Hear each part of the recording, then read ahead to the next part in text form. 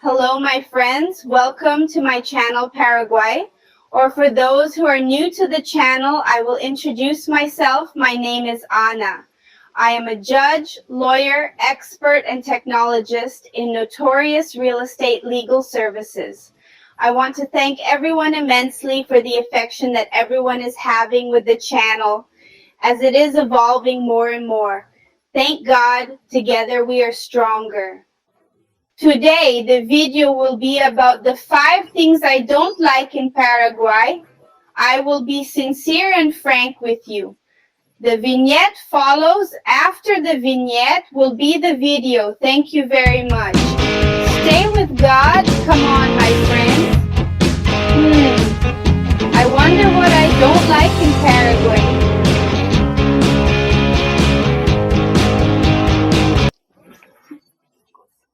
My friends, the first thing I don't like about Paraguay, what is the difficulty, my friends, of bringing money from our country of origin? In my case, from Brazil, right? The difficulty I have in bringing this money as I want to bring it via bank. However, as I have already explained in the other videos, we here can only make a checking account after 6 months of VAT. However, until you can make your document, it takes about 6 months.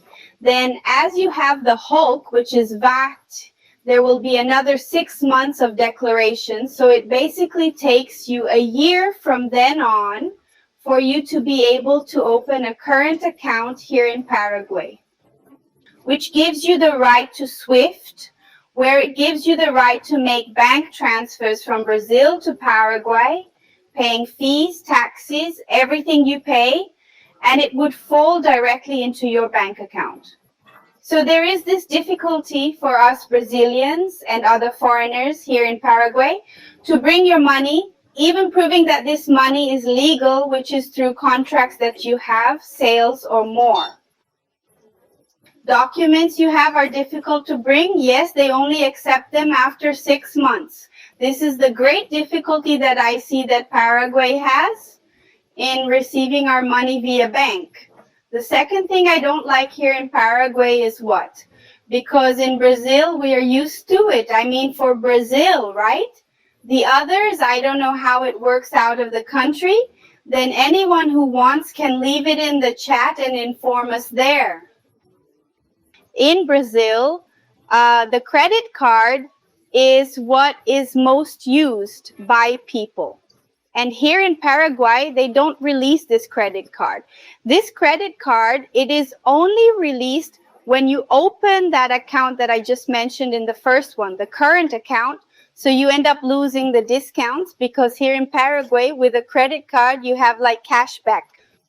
When you spend your credit card in some entities like supermarket or fuel shops and etc., they give you a cashback return. It's another name. I'm giving you a cashback so you understand, right? It is a refund that they give you of so many percent depending on the department where you go and the store where you go. So you already have a return on your money. So your money values a lot more here. And that's where your life begins to evolve more and more. Only the banks, they don't give you that credit card.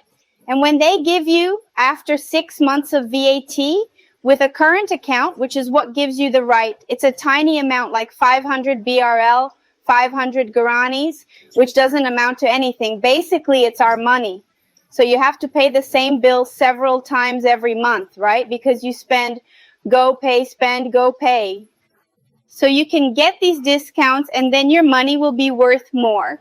So that's the difficulty, because from the moment you prove that you have your income, the amount should be higher as you would have the biggest discount, right? In things there, you have to keep doing this procedure, already fill in the amount of the card you will pay to release and etc. So that's the difficulty. A lot of people also can't get these small value cards. So they are very safe about releasing them. Credit to us foreigners. So I don't like that part. The third thing I don't like is the parcel part. Why? Because Paraguay, as I always say, he embraces us, he helps us, But for you to be able to pay something in installments here in Paraguay, there is a tremendous difficulty. Why? Because no one wants to register. We in the info, what is the info I reformed in the other video? It is a system where the stores talk to each other, so they will know if you are a good payer, if you are not. For example, I will give the example of Brazil, Serasa. This is the info from Paraguay. So if you pay correctly, it will say, oh, paid to such store, paid. If you don't pay right, it will also appear there. Then there they will see how you are doing here in Paraguay.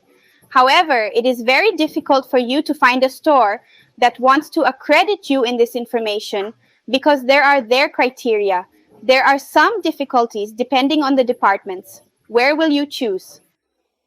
It's hard, it's very complicated. So when you start having info in the system, then you start to take the first steps here in Paraguay. But until you start, it's hard. Why? Because cars, for example, dealerships, they ask for 1 year of VAT. There is a dealership here that asks for 2 years of VAT declaration so you can finance a property here to buy. Our Lady, it's 3 years of account VAT movement. And remembering VAT, it cannot be exempt. You have to move it because there is no point, my friends, declaring VAT and zeroing. There is no such movement. So you have to move because otherwise you won't have credit here in Paraguay. Okay, my friends, that's what I see. This difficulty for us, the fourth. The fourth difficulty, what is price research in the market here? What markets I mean is real estate, lots, land, cars, motorcycles, and etc. You go to a department today, one says one thing, then you go to the neighbor who is also selling his property. He says another price that is completely different from that of another. For example, one says it is 1,000 guarani. The one on the side says it is 500 millions of guarani. In real estate, the same thing. A car, the same thing. A motorcycle, for example. In Brazil, the table, for example, the 5P table, you can have a parameter. Here you can't. There is no table in Paraguay. It's as much as they like you, and as they decide, it's the price they decide. There's no point in changing. It's what they say, it's what it is, and it doesn't change. So it's these difficulties that I see. We can't have a parameter, right? It equalizes prices. So everyone decides in the best way possible. That's the difficulty I see here. And the fifth is the guidelines of the bodies, right? Because, for example, I, Anna, go to the agency and get guidance in the morning, the same attendant.